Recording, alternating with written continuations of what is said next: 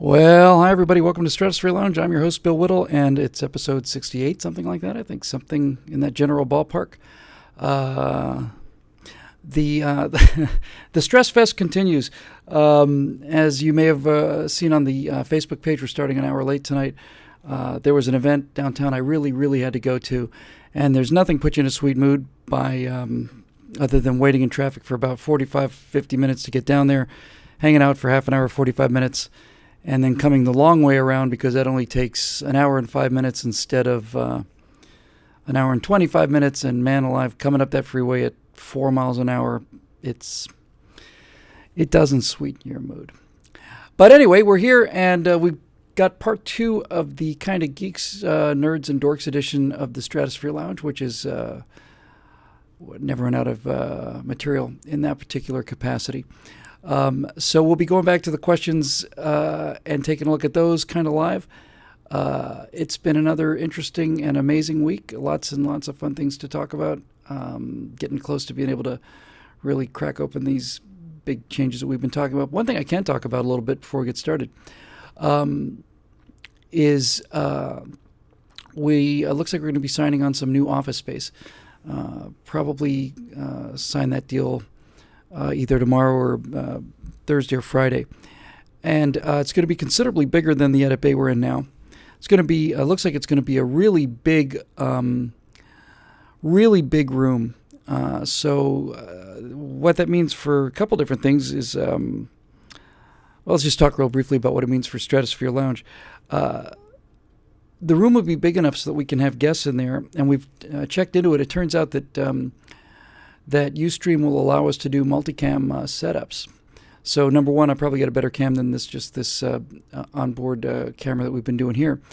But one nice thing about that is if we can do multicam and we have a bigger room, we can use the space couch behind me there, light the room and put 2 or 3 cameras up and switch them. Then we can then have guests come in and do little interviews and stuff, which would be really fun, I think. So I don't know if we would do that every week because I really kind of like just sitting and talking to you guys. But it'd be kind of cool if we were able to do guests and interview them and bring them on and have all sorts of different back and forth and stuff. So that's one thing we're definitely looking forward to, and that's going to happen sooner rather than later. So that's actually really good news, and just all kinds of great things coming up. So been teasing that long enough. We'll get a chance to really get into the details of that when I'm able to actually get everything locked down, but we're really getting there. So that's really cool. I think what we'll probably do is just go back and look at some of the questions that we took last week, and then we'll see if we can find some new ones, and then we'll move on to something different next week. Maybe just do another regular kind of grab bag show. So let's see. Like I said, it's the Geeks, Nerds, and Dorks edition of the Stratosphere Lounge, and I'm your host, your expert host. I was thinking about this whole thing, this whole geekdom kind of thing. And I think, well, obviously when you talk about geeks, nerds, and dorks, you're usually talking about pretty bright guys or girls as general rule. But I think what's interesting about this whole geekdom thing, and when I say geekdom, I'm talking about being a Star Trek fan or a Doctor Who fan or a Firefly fan or whatever. I think on balance, when you get right down to it, it's kind of almost an indictment of the lack of vision in society. I've said many times all the pictures on my wall in the back there, the Sid Mead pictures and stuff. The future, when I was growing up, looked a lot better than it is. There was vision and there was excitement and there was there was like a purpose, not so much a government purpose or a societal purpose, but there was the idea of progress, that we'd be able to do things that were different and new and go places that no one had ever been before and go faster than we'd ever gone before and fly further and higher. And I think we really just obviously dropped the ball on that. And that's a whole nother discussion. But I do think that when you get into people who are really drawn to things like either Star Wars or Star Trek or Lord of the Rings or any of this stuff, I think that group self-selects for a sort of longing and especially a kind of imagination, a sense that the world should be more interesting than it is, and that if it was more interesting, we would somehow step up to it. You know, I haven't been in 100 years, but I used to go to a couple Star Trek conventions, and you'd see people there in Star Trek uniforms, and some of these people are in horrible shape. I mean, some of these people are twice their body weight overweight, and they're dressed up in Federation outfits. And needless to say, if they were in Starfleet, they'd have to be fit. But the one thought I had was that if there was a Starfleet, I think they would be fit. I think on some level, the people who have these longings for these things really are some of the best people there are. They know there's something better, and they know that we're not living up to our potential as individuals or as a species. And the quickest way to get depressed and down is to feel like you're wasting your life. And the quickest way to do the opposite of that, the quickest way to feel motivated and active and ambitious and confident and competent and happy, is to feel like you're working at full capacity. I found, to my amazement, I hadn't heard it earlier, but I guess a year or two ago, somebody told me that the classical definition, the Greek definition of happiness, was using all of your talents to full capacity, that you were fully switched on and using everything you had in the box. I heard that, it rang me like a bell. I think that's absolutely true. So I think on some level, this whole fascination with Lord of the Rings, Star Trek, Star Wars, or whatever, is a sense that we should be living more adventurous lives, and that we should be exploring more and having more fun and taking more risks. And frankly, sometimes you have to dive out of the way of an incoming phaser beam, which is quite a stunt, actually. Sometimes you have to give people the double-fisted, hammer punch to the back of the neck if it's a giant reptile kind of guy. So despite the fact that this kind of geekdom, nerddom, dorky kind of fantasy world thing is really mocked by the cool kids, on some level there's something really, really noble about it, and something really, really cool. So anyway, before we get started, I see a couple people in the comment section. As we say, it's always nice to watch a show live. A couple people in the comment section are talking about a Stratocon, about having a convention. I hadn't heard about it, but man alive, that's a grand idea. Grand idea. Why don't I give that some thought, and we'll figure out how to do that. Stratocon would be a blast. Making that an annual thing, or maybe even a semi-annual thing, would be really, really, really fun. Really fun. It'd probably be a way we could put that together. So, like I said, it just showed up, and I'd never thought about it before, but it's a fantastic idea. So, let me think about that. But as I said, with the new office space coming, Stratosphere Lounge is going to take a step up, and I think it'll be fun, really kind of fun. So anyway, let's see. I'm going to go back to the first questions, because again, I was just down there. I didn't have a chance to pull the questions again. So let's kind of see where we left off.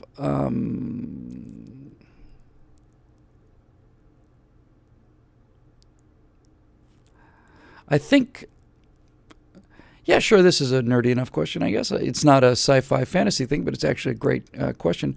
It's from Paul Sullivan from last week's comment stream.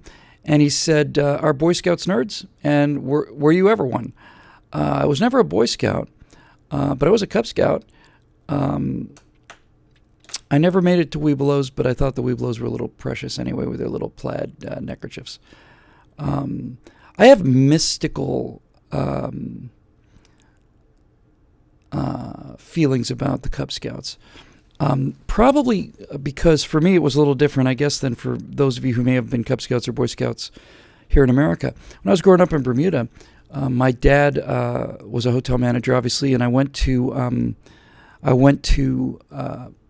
British schools, and I hung out with island friends.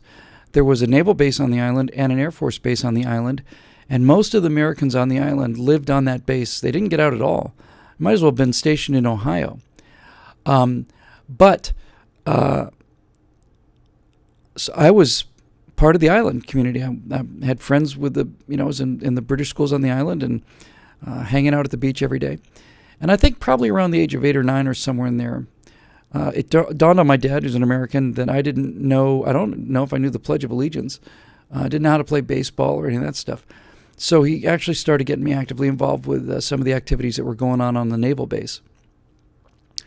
So I went to the PX on the naval base, and I saw my first kind of adult movie there. I saw The Good, the Bad, and the Ugly at the PX in Naval Station in Bermuda. And I started playing Little League Baseball on the naval base in Bermuda. That was fantastic. And I joined the Cub Scouts.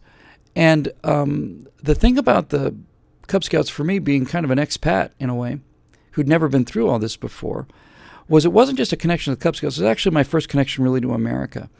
And I remember how proud I was, to learn these things, the national anthem, and stand up, say the Pledge of Allegiance. I remember I loved the uniform. I loved it. That blue and gold was great. I remember learning how to fold the neckerchief officially. I liked the idea of official things. I liked it when we sewed our pack numbers onto our uniforms. That made me feel like I was part of something. It's like you had to wait a while. It's like you got your uniform. That took a while to get to Bermuda. And then you had to wait a little while till the little numbers came up, and you had to have your mom sew those on your shoulder patch and stuff. And it was great to belong, and it was great to be part of, a bunch of other kids doing fun stuff. I think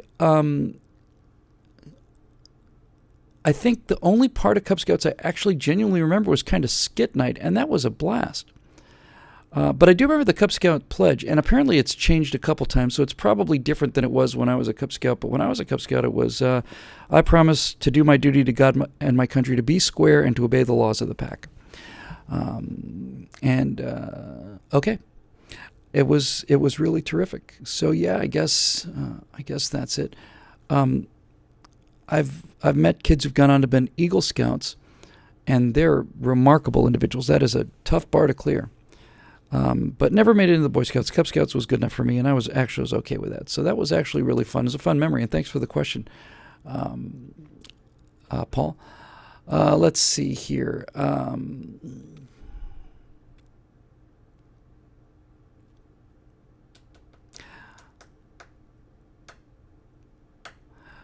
In your opinion, this is Caleb Belchak, what sets the good science fiction stories from the great ones? What's the best science fiction you've ever read? I think the great science fiction stories have a combination of two things. They have to have kind of a unique vision of the future, something different. That's why it's sci-fi.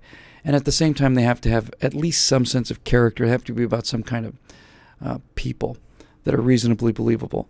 I thought Arthur C. Clarke was terrific in terms of his kind of hard science sense that you're actually there. I read all of his novels, and you got a sense like you were actually there. But I cannot remember an Arthur C. Clarke character to save my life. Dave Bowman and Haywood Floyd are characters only because I saw the movie. It's not a. I remember the lead character in Childhood's End, which is maybe the best science fiction book I've ever read. But again, you can't name those characters, so they have a weakness there. There are guys like Heinlein that have a really good sense of kind of snappy dialogue in the military and stuff. But again, some of that stuff's just very. The dialogue is not great. The characters are not terribly believable. I think if you had to get down to it, I would say that probably the greatest sci-fi novel ever is not my favorite one by far, but I would probably go with Dune, because I think Dune was an interesting concept, a very interesting concept, and Dune did have actual characters. Paul Muad'Dib was an interesting character, and Leto. His father and Baron Harkonnen and Leto Atreides, Paul Atreides, his mom was interesting.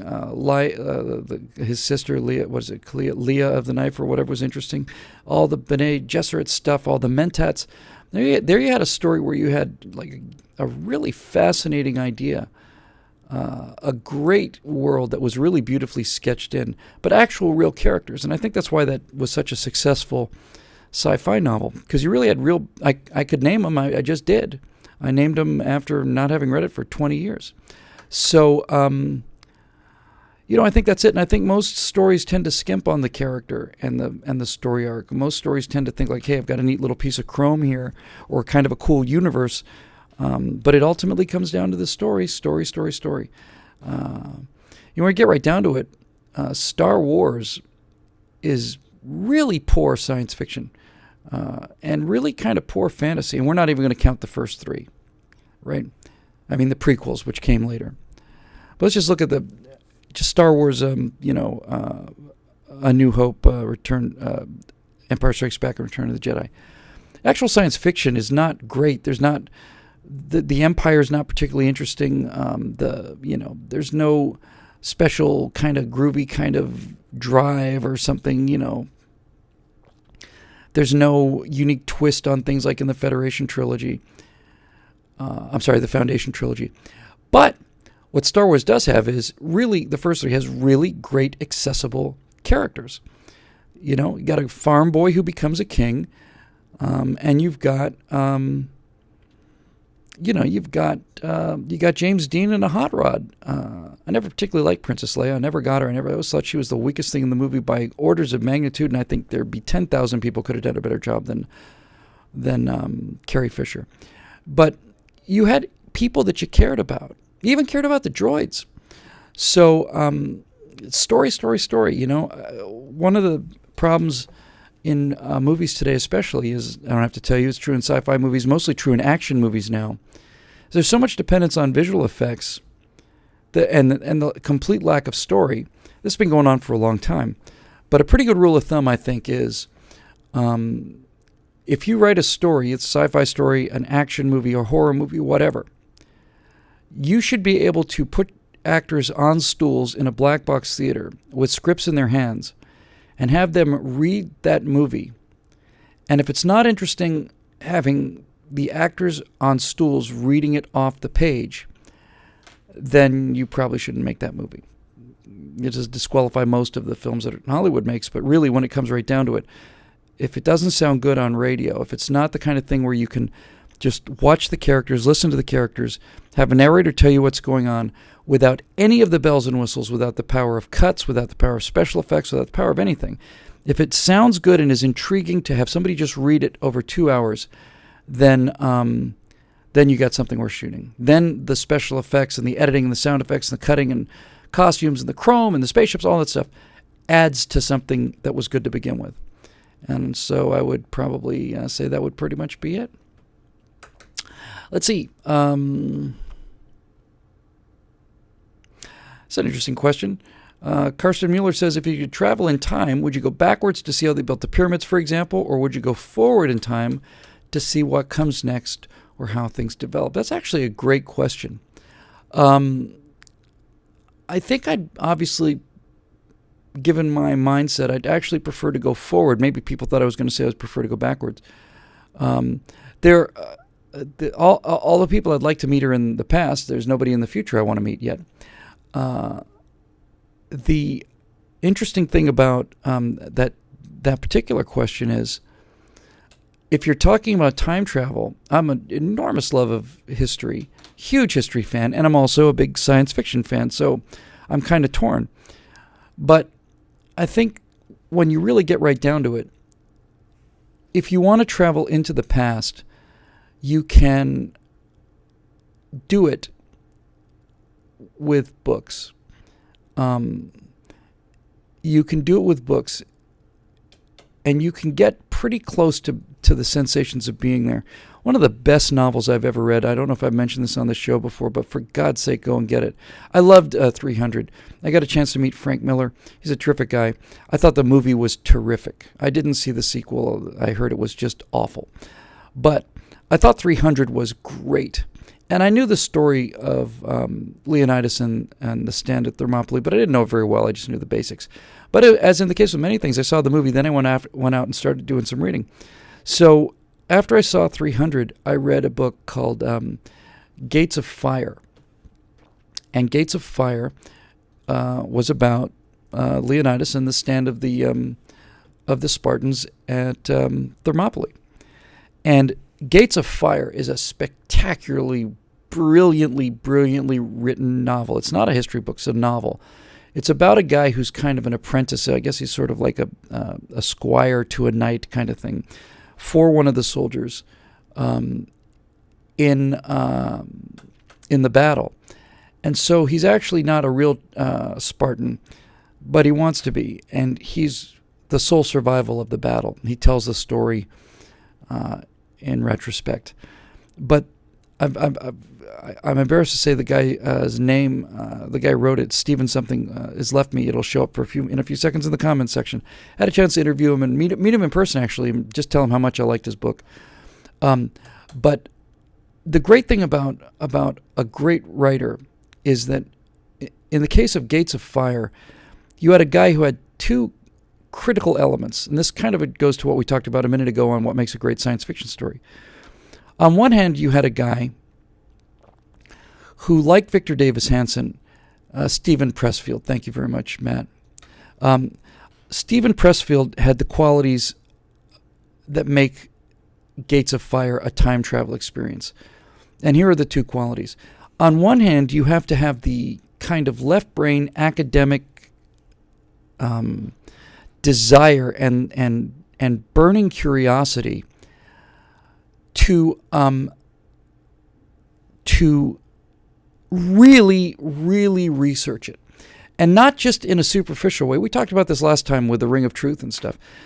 He had to really research it, understand the formations, the tactics, understand the topography, the history of the battle, understand Spartan society, understand the slave culture, understand the neighboring communities and the wars that went on. I mean, you had to really get deep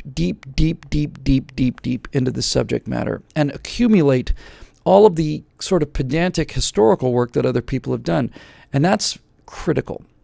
But the other thing you had to do in the case of Stephen Pressfield was you had to be enough of a great storyteller, enough of a great novelist, so that if he was writing something like a Sam Spade detective story, or he's writing any other kind of fiction, it's a combination of those two things. It's the combination of those two. It's the ability to do the research on such a deep level that when he wrote the story, he could write it in first person as if he was there, because on some level, Stephen Pressfield was there. And so Gates of Fire is time travel. If you read Gates of Fire, I can't recommend it highly enough. There's really only 3 or 4 battles. A lot of it's the culture and getting to the battles. But there are 3 or 4 battles in Gates of Fire, culminating in the battle at Thermopylae. But there's one earlier. And he gets into this sense of how the Spartans talks about their weapons and their tactics. And he talks about how they would basically lock their shields and get together, and you'd be 2 or 3 men deep. And what it was like to be underneath those shields, just with your sandals pressing against the sand and basically just pushing the enemy forces back with their long spears that the Spartans had, and just pushing guys back and talking about things how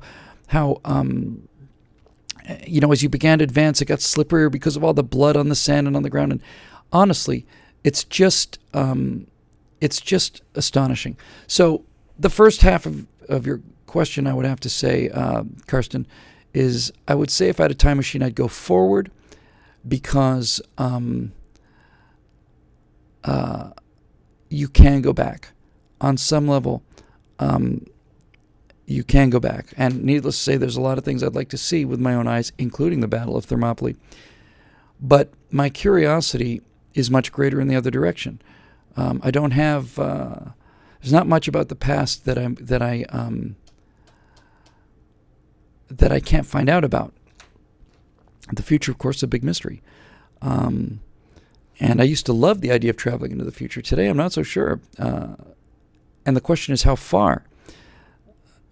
Some of the interesting things about traveling into the future is you start wondering how long the artifacts, first of all, you wonder how long this civilization will last, how long America will last as a country, as a leader of the world, how long it will survive as an actual political entity, how long civilization will last.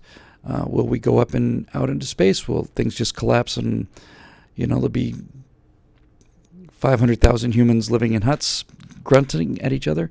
Nobody really knows. I think the one thing you can probably say with some certainty, although it's not very pleasant, is that given geological timescales, it's likely that we won't be here forever. Although we might be the first species to beat that. If we stick to our higher callings, we may actually be the first species to actually just sort of break off of the Earth and so on. But actually, time travel into the future is fascinating and a little scary. And the question is, how far do you go, and how far would you go, and especially would you go if you couldn't come back? Because there's a whole subset of science fiction that is about that kind of one-way time travel, and the one-way time travel basically comes down to you're in a hibernation sleeper cell on a sleeper ship, or you go someplace at relativistic speeds, or you're trapped in a cave with a mysterious gas. And that kind of time travel into the future means that you don't have a machine. You simply go to sleep in the present, and like Buck Rogers, you wake up in the future, and there's no coming back. So if you had a chance to do that, rather than, obviously if you got a little dial, you just dial it in, go back and forth. But if you could only go into the future for a certain length of time, how far would you go? I don't know. I'd actually be kind of curious to see what things look like in 150, 200 years. I think if you go much further than that, you get so far out of your culture that it's not even really interesting anymore. You might as well be going to, study people in the Amazon. But it's an interesting question. Let's see, moving on.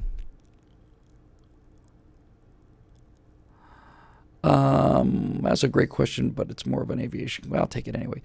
Douglas, because I can do this. Douglas Gassiola, I guess, says, aviation geek question. When you hear an aircraft, do you feel compelled to look up? Do you ever run outside to look when you hear an aircraft? I have never not heard. Every single time I hear an airplane fly overhead, I look up. Can't help myself. I just can't help myself. All the time. Do it all the time. And I've never been in an airport where an airplane landed when I wasn't watching the landing. It's not a good place for me to go on a date, because in the middle of a conversation, I'll just got to watch the landing. Even high airplanes, every time I see one going overhead, I watch one. As far as going outside to look when I hear an aircraft, the only time I go running outdoors is when I hear a sound that's an unusual sound. If I hear military jets make their own sound, I'll run out for that. Radial engines make their own sound. And the Merlin engine on a P-51 makes its own sound. I'll run out for those. So yeah, once it's in your blood, you never let it go. I don't know why, but it's just absolutely true. Absolutely true. So, quick question, quick answer.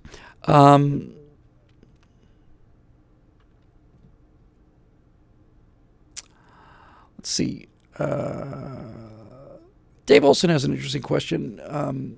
He said, did you see a recent article that said that Matt Jeffries, it was the designer on Star Trek, designed the USS Enterprise and the Klingon D7, the Klingon battlecruiser, as an exercise in the golden ratio? Knowing this, will you be modifying the designs in Aurora? I don't think I'll be modifying the designs in Aurora, but he's got a little diagram there. And as you may know, the golden ratio is a very simple. I don't remember what the number is. I think some of you will be able to give me the numbers. I want to say maybe it's 16:7 or something like that. But the golden ratio is simply a relationship between the length of an object versus the height of an object. And there's something about a certain ratio that is extremely appealing aesthetically. The Parthenon in the Acropolis. The Parthenon in the Acropolis. I'm having a bit of a problem here, coming off a cold. Is in the golden ratio, and it's here it is, 1.1618 to 1. Says Dave, who asked the question. So 1 to 1 and 1 to 1.6. So it's wider than it is tall. One of the reasons that HD TV looks so good is it's approximating the golden ratio. If you look at, I've gotten so used to looking at widescreen HD TV that when I see old-fashioned, pretty much square TV, which was 4:3, I think, much more square, it looks really awful. And I didn't know that about that, but the Enterprise and the D7 are both very very pleasing designs, and I didn't know that was the case. Not a lot for me to say on this subject, other than to say that I love NCC 1701A, the movie Enterprise. I think that movie Enterprise is fantastic. The original series Enterprise, I wasn't nearly as crazy about, but I loved that Klingon battlecruiser. So when I was a kid, I built the Klingon battlecruiser, and I painted it white, and I put Starfleet markings on it, and yeehaw. Let's see what else we got here. Donnie Brooks, I haven't had a chance to talk about this too much, so give me a chance to open it up. Donnie Brooks, great screen name. If it's your actual name, then wow. Asked about tabletop gaming, Dungeons & Dragons, Warhammer, etc. This is my in to talk about Traveler. Traveler is basically Dungeons & Dragons set in space. This is written by a guy named Mark Miller. And Traveler really changed my life. I just loved that game. I loved it. Traveler is set in an Imperium. It's kind of out there, several thousand years in the future. There's a human empire, the Third Imperium. There's a bunch of aliens and stuff. But Traveler really was fantastic.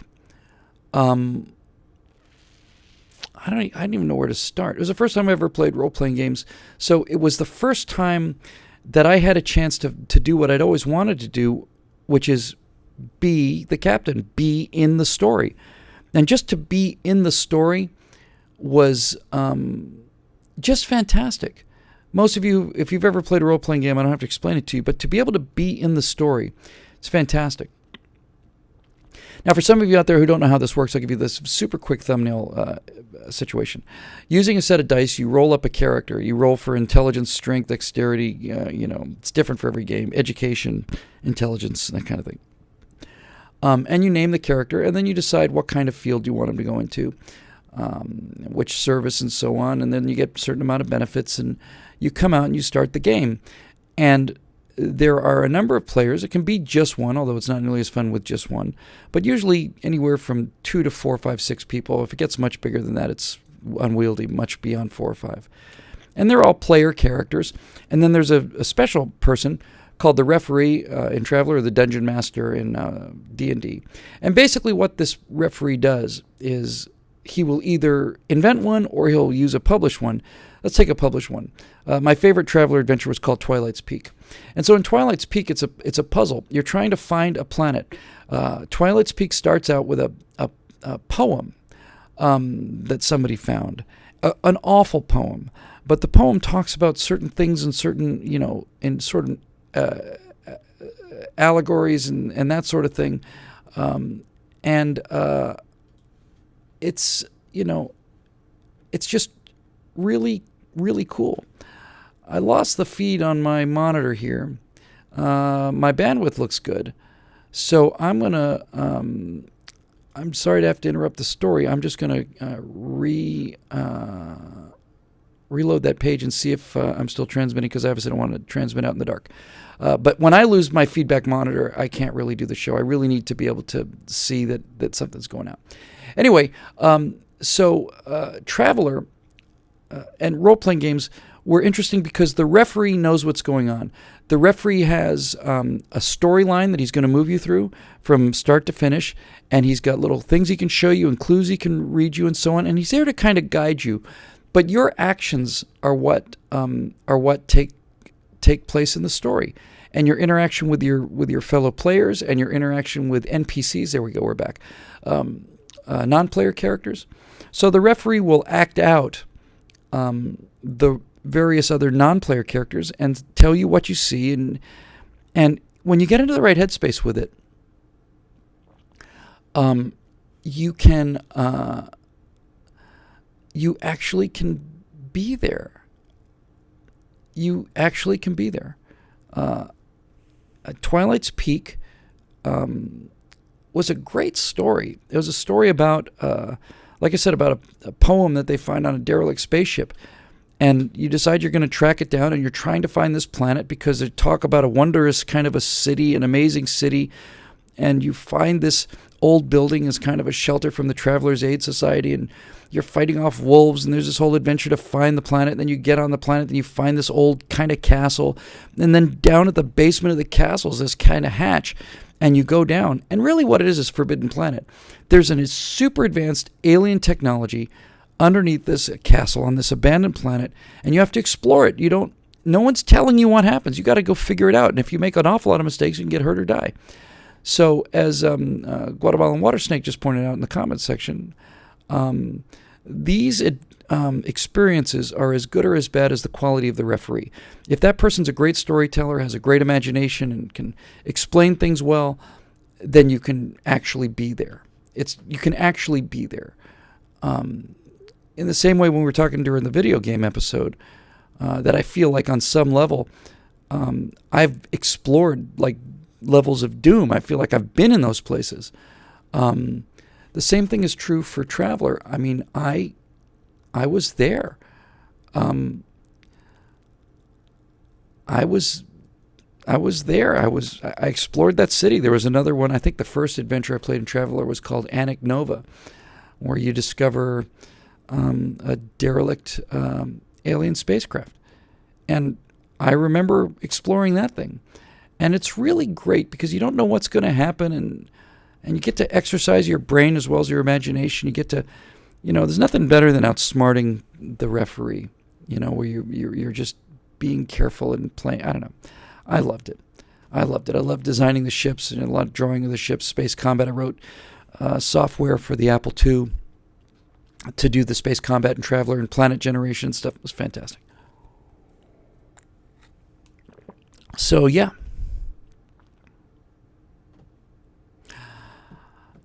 I'll go back to Dave Olson again, since it's Geeks and Nerds and Dorks Night. This is a great question, and again, I can dispatch it very simply. You get to pick one vehicle to do with as you please for an hour. Han Solo's Millennium Falcon, the USS Enterprise, Doctor Who's TARDIS, which and why. Assuming I didn't have it for an hour, needless to say, Enterprise would be number one, but I think I might have mentioned this before. I'd take the Jupiter 2. The Jupiter 2 is just a fantastic ship. It's awesome. As a matter of fact, I realize I kind of already answered that question, so I'm going to move on. But if I had something I could park in the backyard, it'd be the Jupiter 2. I think it's just a wicked cool little design, and it's just the right size. It's kind of friendly and homey and stuff. But yeah, if you could put me anywhere in the fictional world, you could put me in the captain's chair of NCC 1701A. That'd be where I'd like to sit. Let's see. What do we got?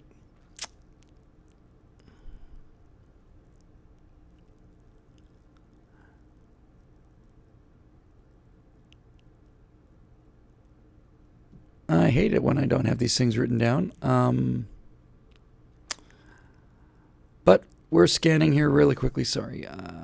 Trying to find anything. I might have to move to the newer thing because we're kind of running out of things here. All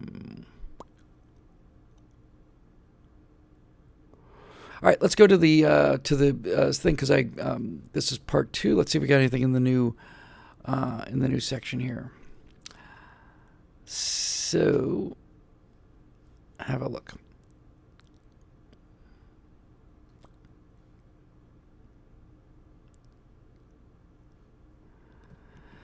This is what we call dead air on the show. By the way, the thing I was at was an event downtown with the one and only Glenn Beck, who is going to own the world. Really, he's moving into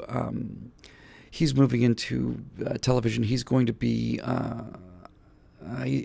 everything he touches seems to work, and he's really just terrific. He's really, really fantastic guy, very nice guy, and I really enjoyed meeting him again. And he seemed very happy to see me, and I was certainly very happy to see him. So he's a terrific guy. Here's one from Ted Lehman just a little while ago. Said, any thoughts on Battlestar Galactica? I didn't I think I was going to like Battlestar Galactica reboot. I liked the first show quite a lot, but I was a lot younger then. The first show was not very good, and I so I thought, I didn't watch it when it was on. I just never got into it. It just, the whole Starbuck thing I think really kind of bothered me, and it just seemed like they were trying too hard, and I don't know. The whole idea that you couldn't tell that that a human being, and with that kind of technology, you couldn't tell whether they're human or not, seemed a bit awful. But then I guess about a year ago, I want to say about January of last year, I was on, it was either Apple TV or Hulu, one of those two. Anyway, I just started watching it, and then I just binged it. I watched all of it. I got to really love it. I thought the reboot was terrific. Got to like Starbuck quite a lot, actually, though I didn't like her at first. I guess maybe you're not supposed to. I think what I liked about the reboot was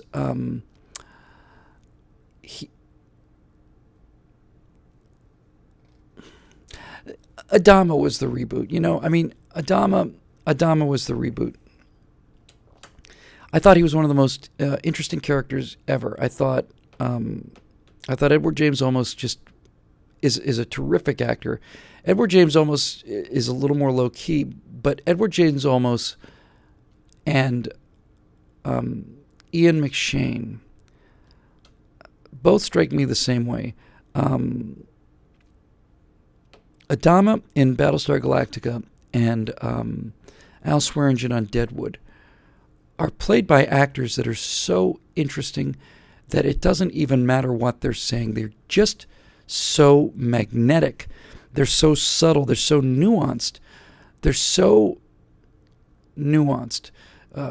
What Edward James Olmos was doing in Battlestar Galactica was so subtle and so low-key.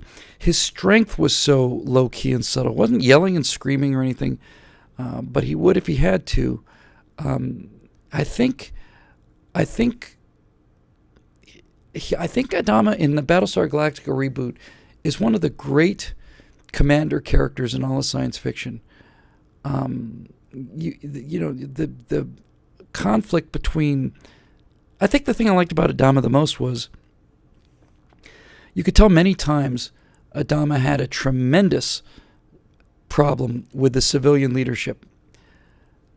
And unlike today, where if a warrior has a problem with the civilian leadership, it's a philosophical issue, maybe he resigns, Adama has the future of humanity in his hands. He's got all the humans there are, at least as far as we know for most of the time. So he can't make mistakes. And he cannot allow, if his natural respect for civilian command of the military allows him to make the kind of mistake that is against his better judgment, it could cost the future of humanity. There are no more people anymore.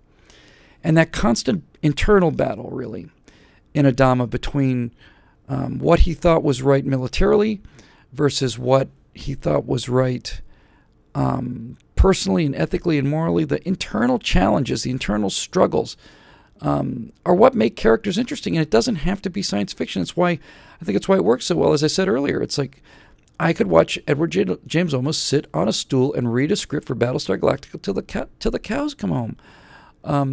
I thought he was terrific.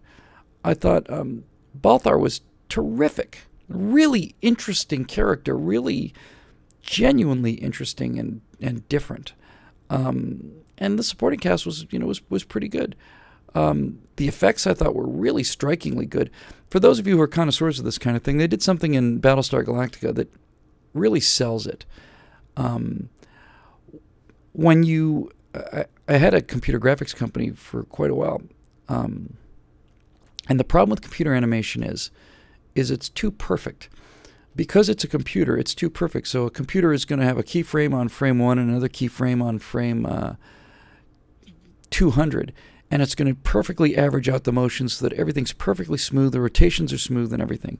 One of the things that we learn how to do nowadays in order to make computer graphics look more believable is we have to dither it a little bit, have to actually rough it up and make it more erratic and less perfect. And the thing that they did in Battlestar Galactica that really sold the feel and the look of the actual space stuff is very subtle but very cool. If you look at Battlestar Galactica, the space sequences were visually covered, as if they were shot with handheld cameras.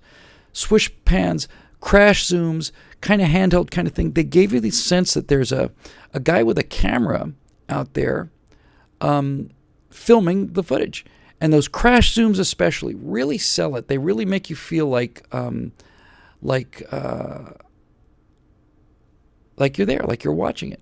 So I thought that was a really nice touch. And I, like I say, I thought the whole thing was really just a lot better. When you get into things where you've got Starbuck in a boxing match with Apollo and it's a tie, this kind of thing I don't believe. I think the show was a little feminine heavy, a little girls kick ass heavy, overdone in that direction. I don't have any problem with women fighter pilots. There's some good fighter pilots out there now who are women, but this whole kind of thing just seemed a little bit forced to me. But I thought it was great. So let's see what else we got here. We're looking for something kind of quirky and odd and interesting and nerdy. Is there anything that's just not really leaping out to me? Let's take a look at this one. This is just a real recent one from Zach Smith. He said, why do you think so many writers are now shying away from so-called white knight protagonists and moving towards anti-heroes? Is there something fundamentally boring about the knight in shining armor, or are we just bashing on the archetype to be cool and modern? And that may not sound like a geek question, but on some level, it kind of goes to this whole sci-fi thing. And I'm going to have to disagree with you, Zach. I think your comment is a couple years out of date. Thank God. I think what we're starting to see now is we're starting to see the return of the actual hero. I just saw Captain America, Winter Soldier. I didn't want to go see it because Winter Soldier is the name of John Kerry's book, and when I saw the trailer and the art for it, Captain America is moving in the direction that all the art design from comic books is. His outfit is just gray instead of red, white, and blue, and what used to be a clearly American motif is just a star with a couple of pseudo wings coming off of it. And I thought, oh great, they're kind of taking the America out of Captain America, and here we go again. It's like, Superman Returns. It's like he believes in truth, justice, all that stuff.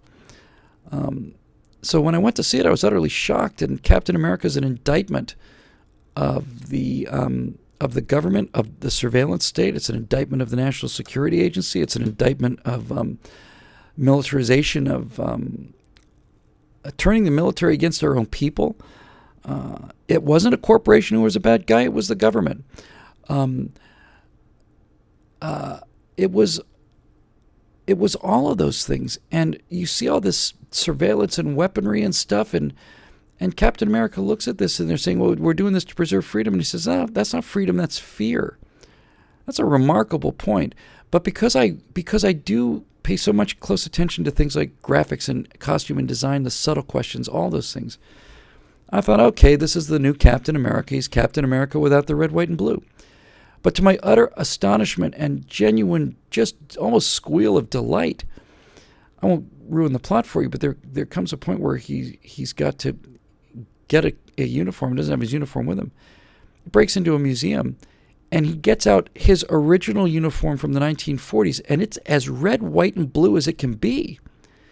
I mean, it's just brilliant red, white, and blue. It's not suppressed red, white, and blue like the latest Man of Steel, where it's a navy blue that's so dark it's damn near black, and a red that's so dark it's nearly, practically brown.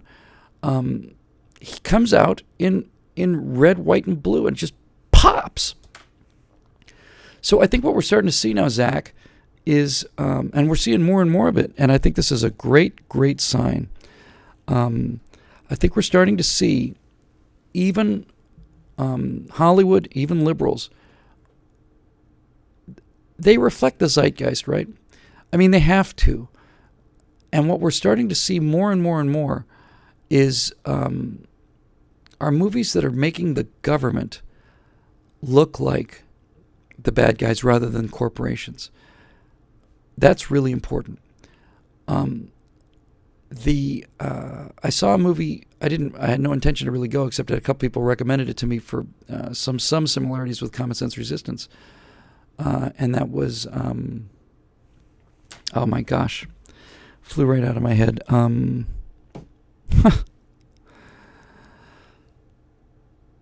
Oh, Divergent. Divergent is kind of a teeny movie. It's kind of like Hunger Games. I haven't seen Hunger Games. I got to catch up on them. People told me I should see them. But Divergent is basically, it's kind of a teenage sort of a rebellion against the state kind of thing. But Divergent is an incredibly conservative film. Divergent is the story of a world where everybody gets divided up into 5 classes, and you can kind of be born into a class, but there comes a point when you have to pick, and you don't have to pick the class you're born into, but once you are in the new class, you have to stay there. And it's a story of this girl who does this test, and instead of being placed in one of these 5 categories, which is like the warrior class, the intellectuals, the lawyers, the social workers, and the farmers, she tests out as having qualities of several of these things. The short form is in Divergent, the state is run by the nice people, the kind people, the social workers, the empaths, and the smart faction, the intellectuals, want to use the warriors to kill the kind people and take over. And what you end up with is you end up with a group of individuals with guns fighting the state, and especially fighting the intellectuals. That's really profoundly conservative message, and it's for teenagers. And I really liked it, actually. I thought it was really quite a good movie. I really was very surprised at how much I liked it. And I think also the CG was really interesting to me because it takes place in Chicago in the future, and it in the same way that the Common Sense Resistance is set in a future where things are running down. So is Divergent. It's set in Chicago where they build a wall around it, and most of the buildings are deserted. There's no lights on at nighttime. But their future is a little nicer than mine. Theirs is a kind of a nice sunny, kind of a sunny day, and mine's a little darker than that. So anyway, I think what you're really getting at, Zach, is I think that the days of the anti-hero are actually starting to pass. I think people have had enough of it. I think when people come up and stand up and just sort of stand for something, I guess maybe it's just been so long since it's been done, but it's actually starting to get to be appealing. People starting to want to see it. Not an hour ago, well, 2 hours ago, I guess, I was at this event, and I was talking to a guy who's gotten to be a good friend of mine named Kevin Sorbo, who you may remember from Hercules and so on. Kevin was in this movie called God Is Not Dead, movie about religious freedom on campus, feature film, not a documentary. And, this movie was made for like $2 or $3 million, and it's made $50 million. They haven't even cracked it open yet on DVD and stuff. The reason I say that is because that's a straight ahead. By the way, can I just stop here? People in the comment section are asking me to block a troll who's apparently making comments in the comment section. If I stop to block the troll, I have to stop the show, so I can't block the troll. So unfortunately, we're going to have to live with the troll, because it's going to take me 5 minutes to figure out how to do that. So that's that. Anyway, I think we're at the point now where you actually start to have this backlash against the anti-hero, and that's nothing but good. Nothing but good.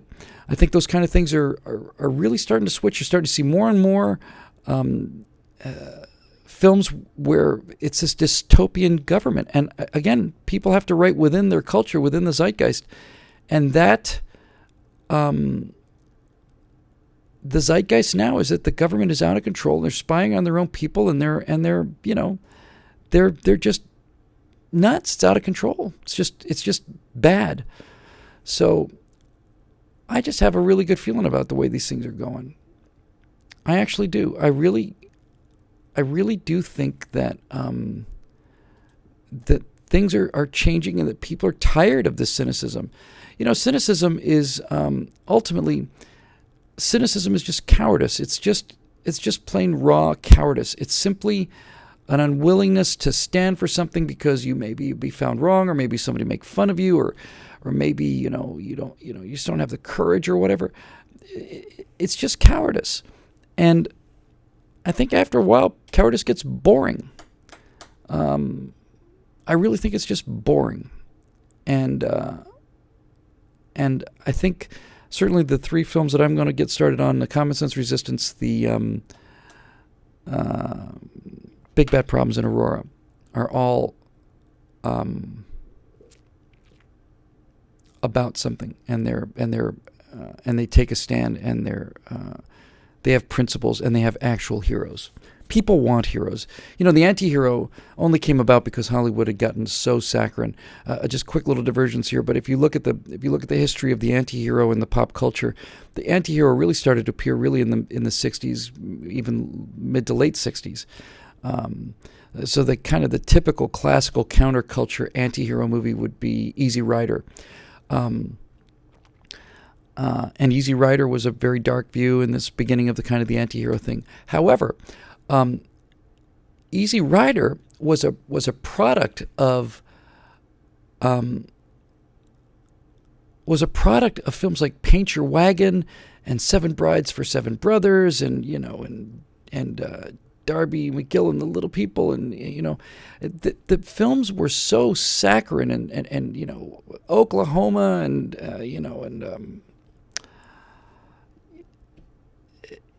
you had to have something new and different, and people always go to something different. So the thing about the anti-hero was it was a pushback against what you're seeing all the time. Now all you're seeing is cynicism. Now the thing that's interesting and different and weird and kind of cool is the hero. It's kind of a nice change of pace. So there you go with that. Karsten Mueller, that name sounds familiar, has another kind of an aviation question. It's like, do fighter jet pilots have to be geeks to be good in the job? I think probably not. I think probably there's very little. The real fighter pilots don't strike me as geeks at all. I don't get a lot of geekdom out of fighter pilots, and I think the reason is the reason that somebody like me and people like me go into this kind of Star Trek sci-fi nerddom thing is because we want to be warriors, and we want to be adventurers, and we want to have that kind of level of excitement and that kind of level of being pushed to the limit. And fighter pilots don't have to worry about that. They don't have that problem. It's not to say they don't like Star Trek or anything. They're too busy being fighter pilots to get involved with this kind of thing. My experience with actual warriors, the point of the sword kind of guys, is that they don't strike me as having much nerdiness in them at all. The nerdiness quality, I think, comes from a really strong imagination and a really strong imagination. And I don't find great warriors to be people who I would describe as like extremely imaginative. They're very, very smart, but I think too much imagination, kind of imagination that gets you drawn into things like Star Trek and so on. I think too much imagination is almost certainly a major detriment in a warrior. I think too much imagination is absolutely bad for you if you're out there risking your life every day.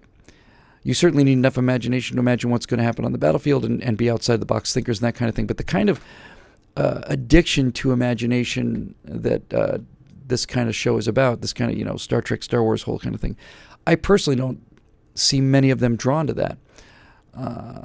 Fighter pilots don't have to be nerds because they're fighter pilots. So it's an interesting idea. I find engineers to be much more geeky than warriors. Scientists like to be geeky. Engineers seem to really get into it because engineers get to see the product of cool engineering. Engineers like to speculate. So anyway, I think that'd be probably not something I would say. I don't think I've ever known any kind of geeky fighter pilots. In fact, just the opposite. They seem to be steely-eyed missile men, and they don't have time for this kind of thing. One of the most interesting things I saw in this whole thing about this is going to the sort of the ungeekiness of fighter pilots and things like that. There was a documentary I saw on, I'm pretty sure it was the Blue Angels, almost certainly sure it was the Blue Angels. It might have been the Thunderbirds, but I'm virtually positive it was the Blue Angels. And they were in the ready room, and the team was getting ready to pick the replacements, because they never just swap the whole team. They just rotate guys in so that everybody's, flying with somebody who's got experience. So the commander of the team for that particular year was talking with the rest of his guys that were sticking around. They're trying to figure out who they'd had it narrowed down to like 5 or 6 guys, and then they had to make it like the final 2. So the documentary crew was there when he called one of the guys who actually made the team, and he says, Captain Edwards, well, this is Commander Jeffries. I know you've been on pins and needles this whole time. I just wanted to call and tell you, welcome to the team. And you can hear like the screaming, the yelling and stuff of joy on the receiver, and the team captain commander is just beaming. He's just happy, but he's a steely-eyed missile man. He's not, he's crying. He's just kind of grinning. He thinks it's cool, and it's like this. And he hears this, and he puts his hand over the thing and says to the other guys in the room, he says, oh, his wife is overjoyed. His wife is just jumping up and down. Is just so happy. And he just gets on the phone. He goes, capitalize. And I thought that was such a great line. It's not every day that you get to be drafted into somebody like the Blue Angels or the Thunderbirds. And if your wife is over the moon, proud of you and just bouncing off the walls, then capitalize. There's nothing nerdy or geeky about that. That's straight ahead confidence, and that's the difference between doing it and talking about doing it. Let's see. I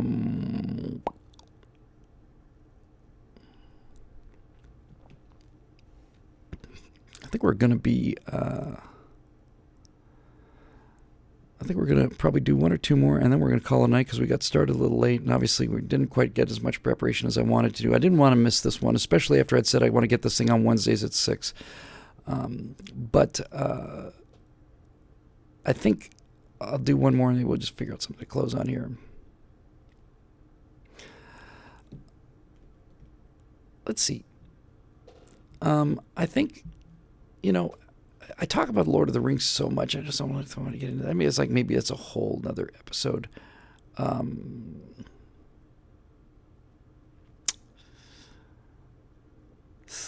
know this is painful. I'm so sorry. You know what? Here's what we're going to do.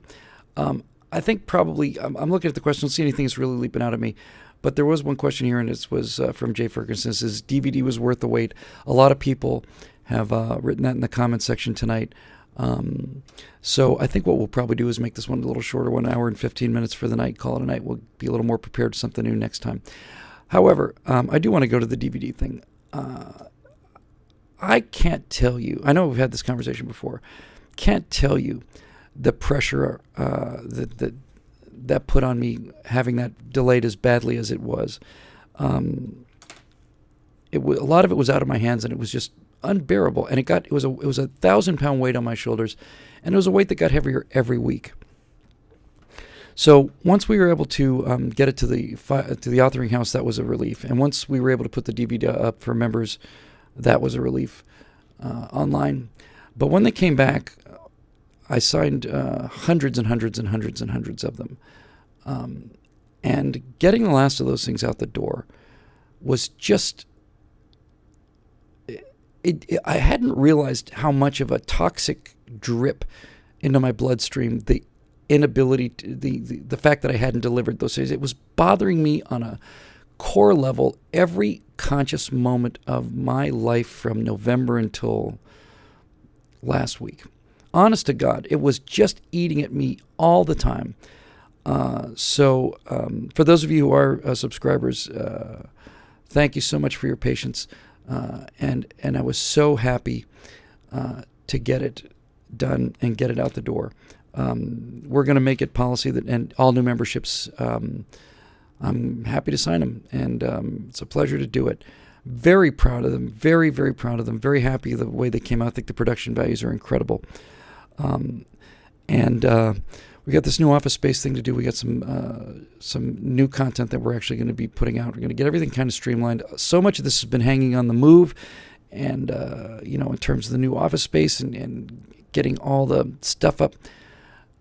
But we're going to really going to start swinging. And then starting in a week or two, I'm just going to go out and start getting the money for this common sense resistance thing. I have to write the outline and the script first. I'm going to start doing that this weekend, because finally I've got this stuff behind me and I can actually start looking forward instead of backwards. But I've basically told the common sense resistance story to various friends of mine. I've pitched it so many times that it's really written, and it's actually really, really, really good. I'm really looking forward to it. Matt Harris in the comment section just said, "What did I learn from the experience?" What I learned from the experience, Matt, was a lesson I'd never had a chance to learn before, because I'd never run my own business before. But the lesson I learned from it was, do not promise anything that you do not have in inventory. It's may seem like a simple thing for people who are experienced in business, but I had a series of deadlines and or deliverable dates. I had no doubt that I would make them. I hadn't counted on Murphy's Law, and I should have known better. So what I learned is don't offer stuff that's not available, or certainly don't put a time frame on it within a certain amount of time. It's, from now on, when we offer something, it'll be in-house before we offer, which means one of the things we're going to try and do, one of the things about the new Office Space is it gives us a lot more room for a little more inventory. So starting in the not-too-distant future, we're going to crack out a line of Stratosphere Lounge merchandise. We'll do Stratosphere Lounge mugs and T-shirts and all that other stuff. But we will have those things in our hands. At the very least, the artwork will be in with the people. And all the stuff will be ready to go. It will literally be a question of, we got 600 orders for this. The orders get punched tomorrow. They're in the mail in 2 days. And I don't have to live with this self-imposed but entirely appropriate sense of you've got to deliver. That's just that simple. So anyway, those I don't want to speak to. I know a lot of people are not subscribers here. I don't want to make this just for the members, although we'll be doing some of that kind of content in the near future too, just members-only content. But what I did want to say is, for those of you who are watching this either now or whatever, and waited as long as you did, I can't tell you how much your patience and your overall astonishing patience and goodwill meant to me, and we did in fact learn from that experience, and we won't make those mistakes again. We'll make new mistakes, but we won't make those mistakes again. So I think it will probably be a couple weeks to actually move into the new space, but it's going to be really groovy. I mean, it's just going to be a much bigger space. As I said at the beginning, we'll be able to do multicam stuff, so we'll grab a couple of your friends and mine and we'll put them on the couch and we'll just do some interviews and talk about it and have some fun that way. And got a bunch of really interesting things coming up, I think. So anyway, that's Stratosphere Lounge. And I can't even remember the numbers anymore. I want to say it's maybe 68, something like that. Sounds about right. I think we'll probably just do a regular open question one the next time. And I do have a bunch of GoPro cameras, so I'll get some flying footage. We'll do a flying episode. That'll be a lot of fun too. And yeah, look, somebody hit me up on the Facebook page with ideas for this Straticon. I'd love to do a Stratosphere Lounge convention. I don't care how many people are there. I don't care if it's 3 people or 5 people. It'll be a fun weekend, be a fun couple days. And, maybe we can grow it out. One of the real possibilities is that this could actually turn into an actual talk show, in which case, if we did it, I'd want to do it with a live audience. And then live audience means you guys first. And be great. Wouldn't it be great? Have everybody in the same room. We have a chance to get all that excitement of the pre-show warm-up and the light check and warm-up music, and everybody's filing in the room and everybody's kind of talking and chatting, and the room starts to crackle a little bit. Then you get going, you do the show, everybody's pumped, everybody's jazzed. After the show's over, we all just hang out and we all go someplace and have an after party and relax and have a blast. So that's in the cards. Things have been in a state of, the last thing I'll say about this is, and thank all of you, by the way, who said you appreciate the personal note. It is the least I could do, honestly, and it was a great pleasure seeing everybody's name and personally writing to everybody. It was really, really fun. But one of the things that's been so tough about the last couple months, really since December, January, is that when you have a variable and a lot of things downstream of that variable, then it kind of ties you up. And when you have multiple variables and a lot of things downstream of those variables, it's almost incapacitating. When what has happened is one thing locked, and then when that thing locked, that locked 2 other things, and those 2 other things locked 7 other things. And so, somebody just asked if I ever thought about using Google Hangouts for TSL. I'm not going to use it for the Stratosphere Lounge, but I think I will do some content that's Google Hangout only. That'd be something completely different. But we'll be able to talk about all that stuff too. Anyway, can't close the show without thanking you again.